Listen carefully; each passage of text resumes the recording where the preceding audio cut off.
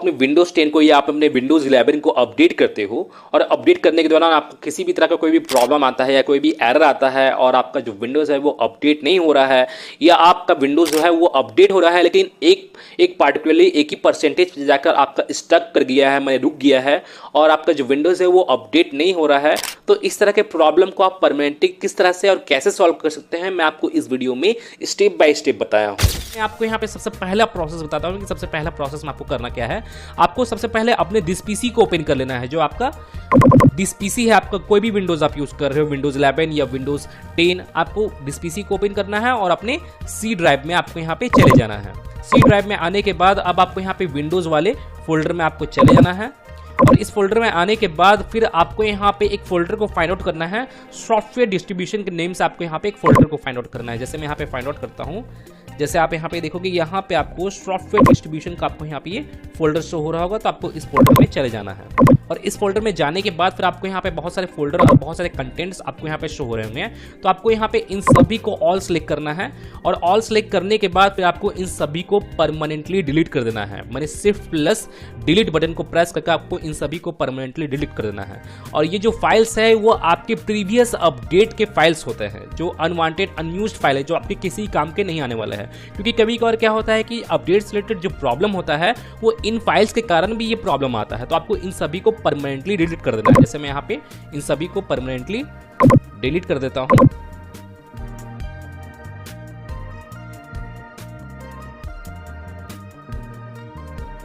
और हो सकता है यहाँ पे कुछ फाइल्स आपके यहाँ पे डिलीट ना हो, तो आपको उसे एज इट इज वैसा ही छोड़ देना है। फिर आपको यहाँ पे इसे कट करना है और एक बार अपने सिस्टम को एक बार रीस्टार्ट भी कर लेना है। मैंने उन सभी को डिलीट करने के बाद एक बार अपने सिस्टम को रीस्टार्ट करना है और रीस्टार्ट करने के बाद फिर आपको यहाँ पे चेक करना है। मैंने अपने विंडोज को जैसे आप अपडेट कर रहे थे तो उसी तरह आपको यहाँ पे अपडेट करके आपको यहाँ पे चेक करना है कि आपका जो विंडोज है वो प्रॉपर तरीके से अपडेट हो रहा है कि नहीं हो रहा है।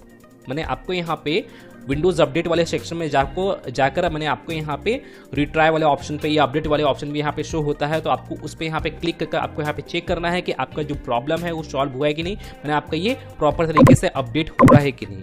अगर इनकेस तब भी ये प्रॉब्लम सॉल्व नहीं होता है तो अब मैं आपको यहाँ पे सेकेंड प्रोसेस बताता हूँ। तो सेकेंड प्रोसेस में आपको करना क्या है कि आपको अपने विंडोज के सेटिंग्स में आपको यहाँ पे चले जाना है। सेटिंग्स में आने के बाद अब आपको यहाँ पे ट्रबल शूट वाले ऑप्शन में चले जाना है। जैसे आप यहाँ पे देखोगे यहाँ पे स्क्रॉल डाउन करोगे तो आपको यहाँ पे ट्रबल शूट का ये ऑप्शन शो होगा, तो आपको इस ऑप्शन में चले जाना है। और इस ऑप्शन में आने के बाद फिर आपको यहाँ पे अदर ट्रबल शूटर्स का भी आपको यहाँ पे ऑप्शन शो होगा, तो आपको इस ऑप्शन पे भी चले जाना है।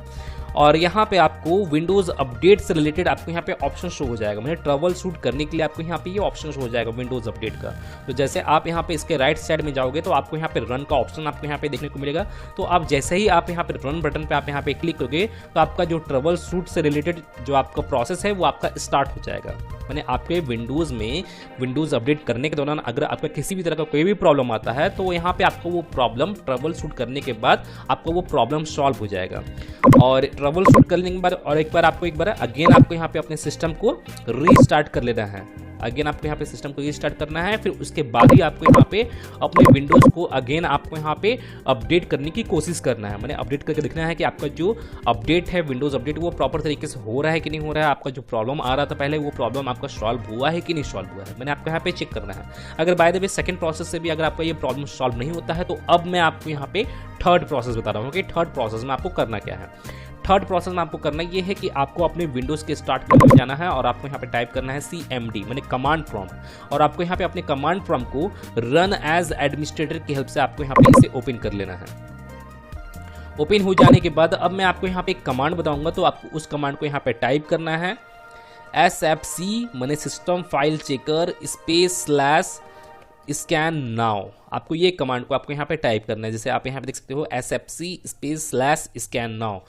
इस कमांड से होगा क्या कि आपके सिस्टम में किसी भी तरह का कोई भी प्रॉब्लम होता है, मैंने आपके सिस्टम में किसी भी तरह का कोई भी प्रॉब्लम होगा, कोई भी प्रॉब्लम वगैरह आ रहा होगा या कोई भी फाइल वगैरह करप्ट हो गया होगा विंडोज से रिलेटेड, और वो फाइल के कारण ही आपका जो है विंडोज अपडेट नहीं हो रहा है। कभी कभार ऐसा भी होता है कि विंडोज का कुछ फाइल जो होता है वो करप्ट हो जाने के कारण भी आपका जो प्रॉब्लम है वो आता है, मैंने अपडेट से रिलेटेड प्रॉब्लम आता है। तो यहाँ पे क्या होगा कि ये कमांड को मैंने यूज करने से आपको यहाँ पे वेरिफिकेशन स्टार्ट होगा। मैंने सिस्टम से रिलेटेड यहाँ पे वेरिफिकेशन स्टार्ट होगा और वेरिफिकेशन होने के दौरान ही आपके सिस्टम में किसी भी तरह का कोई भी प्रॉब्लम है तो वो वहाँ पे ऑटोमेटिकली रिपेयर होना स्टार्ट हो जाएगा। या कोई भी फाइल वगैरह करप्ट हो गया होगा तो वो ऑटोमेटिकली रिपेयर होना स्टार्ट हो जाएगा। और मैं आपको बता दूं कि ये प्रोसेस अगर आप यहाँ पे कर रहे हो तो आप यहाँ पे इंटरनेट कनेक्शन कर लीजिएगा, तभी जाकर आप इस प्रोसेस को आपको यहाँ पे अप्लाई करना है। तो जैसे मैं यहाँ पे ये कमांड को यहाँ पे टाइप कर लिया हूँ, देन अब मैं यहाँ पे एंटर प्रेस करूँगा। तो एंटर प्रेस करने के बाद यहाँ पे कुछ सेकंड के लिए आपको यहाँ पे स्कैनिंग होगा, मैंने सिस्टम स्कैनिंग होगा और सिस्टम स्कैनिंग होने के बाद ही यहाँ पे वेरिफिकेशन का प्रोसेस यहाँ पे स्टार्ट हो जाएगा। यहाँ पे हो सकता है आपको कुछ सेकंड आपको यहाँ पे टाइम लगे, तो आपको यहाँ पे जरा वेट करना है। जैसे आप यहाँ पे देखोगे यहाँ पे सिस्टम स्कैनिंग यहाँ पे स्टार्ट हो गया है और यहाँ पे अब मेरा वेरिफिकेशन भी स्टार्ट हो गया है। जैसे आप यहाँ पे देखोगे यहाँ पे 1% वेरिफिकेशन यहाँ पे कंप्लीट हो गया है और वेरिफिकेशन होने के दौरान ही यहाँ पे आपका जो सिस्टम है वो रिपेयर भी होगा। और यहाँ पे जैसे मैं आपको बता दूं कि यहाँ पे 100% वेरिफिकेशन हो जाने के बाद फिर आपको यहाँ पे सक्सेसफुल का आपको यहाँ पे एक मैसेज शो होगा। तो सक्सेसफुल हो जाने के बाद फिर आपको इसे कट कर लेना है। कट करने के बाद फिर आपको अगेन अपने सिस्टम को एक बार रीस्टार्ट कर लेना है। रिस्टार्ट करने के बाद फिर आपको यहाँ पे अगेन आपको यहाँ पे चेक करना है कि आपका जो विंडोज़ है वो प्रॉपर तरीके से अपडेट हो रहा है कि नहीं, वो जो प्रॉब्लम आ रहा था वो प्रॉब्लम सॉल्व हुआ है कि नहीं। अगर बाय द वे तभी ये प्रॉब्लम सॉल्व नहीं होता है तो अब मैं आपको यहाँ पे 4th नंबर प्रोसेस बता रहा हूँ कि 4th नंबर प्रोसेस में आपको करना क्या है। 4th नंबर प्रोसेस में आपको करना ये है कि आपको अपने कीबोर्ड में Windows+R बटन को प्रेस कर आपको यहाँ पे रन प्रोग्राम को ओपन कर लेना है। और रन प्रोग्राम ओपन होने के बाद फिर आपको यहाँ पे इस कमांड को आपको यहाँ पे टाइप करना है। जैसे आप यहाँ पे देख सकते हो services.msc, आपको इस कमांड को यहाँ पे टाइप करना है, देन आपको यहाँ पे ओके करना है और आपके सिस्टम से रिलेटेड जितनी भी सर्विसेज है वो आपको यहाँ पे शो हो जाएंगे। अब आपको यहाँ पे करना क्या है कि आपको इसे डाउनलोड की ओर स्क्रॉल डाउन प्ले कर लेना है। स्क्रॉल डाउन करने के बाद अब आप यहाँ पे देखोगे यहाँ पे विंडोज अपडेट का आपको यहाँ पे एक सर्विस आपको यहाँ पे शो हो रहा होगा, जैसे आप यहाँ पे देख सकते हो। तो आपको करना क्या है कि आपको इसके प्रॉपर्टीज में सबसे पहले तो आपको इसके प्रॉपर्टीज में जाना है। प्रॉपर्टीज में आने के बाद फिर आपको यहाँ पे स्टार्टअप टाइप में आपको यहाँ पे चेक करना है कि आपका यहाँ पे मैनुअल या डिसेबल है क्या। मैंने आपको यहाँ पे चेक करना है। अगर आपका बाय द वे यहाँ पे मैनुअल रहता है या डिसेबल भी रहता है, क्योंकि कभी कभी क्या होता है कि डिसेबल होने के कारण भी आपका जो विंडोज़ है वो अपडेट नहीं होता है, तो आपको यहाँ पे चेक कर लेना है। और अगर बाय द वे आपके यहाँ पे डिसेबल रहता है या मैनुअल रहता है तो आपको इसे ऑटोमेटिक में आपको यहाँ पे सेट कर लेना है। ऑटोमेटिक में सेट करने के बाद फिर आपको यहाँ पे चेक करना है कि आपका यहाँ पे सर्विस स्टेटस में यहाँ पे रनिंग में है कि नहीं। जैसे आप यहाँ पे देखोगे यहाँ पे मेरा ये रनिंग में है। अगर बाय द वे यहाँ पे रनिंग में नहीं रहता है तो आपको यहाँ पे स्टार्ट बटन का आपको यहाँ पे शो होगा, मैंने स्टार्ट बटन शो होगा, तो आपको स्टार्ट बटन पे क्लिक करना है और ये आपका जो सर्विस है वो रनिंग में आ जाएगा। रनिंग में आ जाने के बाद फिर आपको यहाँ पे इसे अप्लाई करना है, देन कर लेना है और एक बार अपनी इस सर्विस को एक बार रीस्टार्ट भी कर लेना है। जैसे आप यहाँ देखोगे यहाँ पे रीस्टार्ट का बटन शो होगा, तो आपको एक बार इसे रीस्टार्ट भी कर लेना है। तो यहाँ पे कुछ सेकंड का टाइम लगेगा और रीस्टार्ट हो जाएगा। और रीस्टार्ट हो जाने के बाद फिर आपको यहाँ पे बैकग्राउंड इंटेलिजेंट का आपको यहाँ पे एक ऑप्शन शो होगा, मैंने एक सर्विस शो होगा। जैसे आप यहाँ पे देख सकते हो बैकग्राउंड इंटेलिजेंट ट्रांसफर सर्विस आपको यहाँ पे शो होगा। तो आपको इसके भी प्रॉपर्टीज में आपको यहाँ पे चले जाना है। मैंने आपको इस ऑप्शन को सबसे पहले तो फाइंड आउट करना है बैकग्राउंड इंटेलिजेंट के नेम से, फिर आपको इसके प्रॉपर्टीज में जाना है। फिर आपको यहाँ पे भी चेक करना है कि आपका यहाँ पे स्टार्टर टाइप में क्या है। अगर आपका यहाँ पे मैनुअल या डिसेबल रहता है तो आपको इसे भी ऑटोमेटिक पे सेट करना है और यहाँ पे इसे स्टार्ट कर लेना है। जैसे आप यहाँ पे देखोगे यहाँ पे सर्विस स्टेटस में यहाँ पे स्टॉप है, रनिंग में नहीं है, तो आपको इसे भी रनिंग में ले आना है। तो जैसे आप यहाँ पे देखोगे यहाँ पर रनिंग यहाँ पे शो हो रहा है। अब आपको यहाँ पे इसे अप्लाई कर देना है, देन ओके कर देना है और इसे कट कर लेना है। कट करने के बाद फिर आपको एक बार अपने सिस्टम को अगेन एक बार रीस्टार्ट कर लेना है और रीस्टार्ट करने के बाद फिर आपको यहाँ पे चेक करना है, मैंने अपने विंडोज़ को चेक करना है वो अपडेट हो रहा है कि नहीं, प्रॉपर तरीके से वो अपडेट हो रहा है कि नहीं, आपका जो प्रॉब्लम आ रहा था वो प्रॉब्लम सॉल्व हुआ है कि नहीं सॉल्व हुआ है, मैंने आपको यहाँ पे चेक करना है। अगर बाय द वे अगर आपका ये प्रॉब्लम तब भी शो हो रहा है, तब भी आपका प्रॉब्लम सॉल्व नहीं हुआ है, तो अब मैं आपको यहाँ पे लास्ट प्रोसेस बता रहा हूँ, 5th नंबर प्रोसेस। और जैसे मैं आपको बता दूं कि 5th नंबर प्रोसेस तक आते ही आपका जो प्रॉब्लम है वो प्रॉब्लम सॉल्व हो जाएगा। अगर इनकेस तब भी सॉल्व नहीं होता है तब आपको यहाँ पे 5th नंबर प्रोसेस को अप्लाई करना है। तो 5th नंबर प्रोसेस में आपको करना क्या है कि आपको अपने विंडोज़ की स्टार्ट मेनू में आना है और आपको यहाँ पे टाइप करके सर्च करना है कंट्रोल पैनल। जैसे आप यहाँ पे देखोगे यहाँ पे कंट्रोल पैनल का ऑप्शन शो होगा, तो आपको इसे ओपन कर लेना है। ओपन करने के बाद बाय द वे आपके सामने कंट्रोल पैनल का कुछ इस तरह का इंटरफेस शो होता है। तो आपको करना क्या है, जैसे आप यहाँ पे देखोगे यहाँ पे व्यू बाय कैटेगरी के यहाँ पे ऑप्शन है, तो आपको इसे लार्ज आइकन्स करना है और लार्ज आइकन्स करने के बाद आपके सामने कुछ इस तरह का इंटरफेस शो हो जाएगा। अब आपको करना क्या है कि जैसे आप यहाँ पे देखोगे यहाँ पे रिकवरी का ऑप्शन आपको यहाँ पे शो होगा, तो आपको इस रिकवरी वाले ऑप्शन में आपको यहाँ पे चले जाना है। रिकवरी वाले ऑप्शन में आने के बाद तो आपको यहाँ पे ओपन सिस्टम रिस्टोर वाले ऑप्शन में क्लिक करना है और आपके सामने सिस्टम रिस्टोर से रिलेटेड कुछ इस तरह के इंटरफेस शो हो जाएगा, जैसे आप यहाँ पे देख सकते हो। तो यहाँ पे मैं आपको बता दूं कि यहाँ पे आपको अपने सिस्टम को रीस्टोर करना होगा। और कितने लोग को मालूम नहीं होता है कि सिस्टम रीस्टोर करने से क्या होता है, तो मैं उन लोगों को भी बता देना चाहता हूँ कि सिस्टम रीस्टोर करने से क्या होगा। जैसे आप यहाँ पे अपने सिस्टम को रीस्टोर करते हो तो आपका जो सिस्टम है वो आपका 2-3 दिन पीछे चला जाएगा, मतलब पास्ट में चला जाएगा। पास्ट में जाने का मतलब ये है कि जैसे मान के चलिए आपके सिस्टम में किसी तरह का कोई भी प्रॉब्लम आता है या आपका सिस्टम पहले मैंने येस्टरडे या येस्टरडे से पहले जैसा भी था वो एज इट इज़ वैसा हो जाएगा। अगर वो प्रॉब्लम नहीं था येस्टरडे को तो वो प्रॉब्लम भी आपका सॉल्व हो जाएगा। रीस्टोर करने से यही होता है, मैं आपको क्लियर कर दिया हूँ। अगर बाय द वे रीस्टोर करने के दौरान अगर आपके सामने यहाँ पे किसी भी तरह का कोई भी प्रॉब्लम शो होता है, कोई भी एरर शो होता है या रेड कलर का क्रॉस मार्क अगर आपको यहाँ पे बाय द वे शो होता है, तो उस प्रॉब्लम को सॉल्व करने से रिलेटेड मैं एक ऑलरेडी वीडियो बनाया हूँ और मैं उस वीडियो का भी लिंक अपने इस वीडियो के डिस्क्रिप्शन में और ऊपर आई बटन पे भी दे दिया हूँ, तो आप जाकर उस वीडियो को वॉच करके आप उस प्रॉब्लम को सॉल्व कर सकते हैं। सॉल्व करने के बाद फिर आपके सामने कुछ इस तरह का इंटरफेस होगा। तो यहाँ पे आपको अगर यहाँ पे choose a different restore point का अगर आपको यहाँ पे ऑप्शन शो होता है तो आपको इस पर चेक मार्क करके आपको इसे नेक्स्ट करना है। अगर आपका ये ऑप्शन शो नहीं होता है तो आपको यहाँ पे डायरेक्टली इसको नेक्स्ट कर देना है।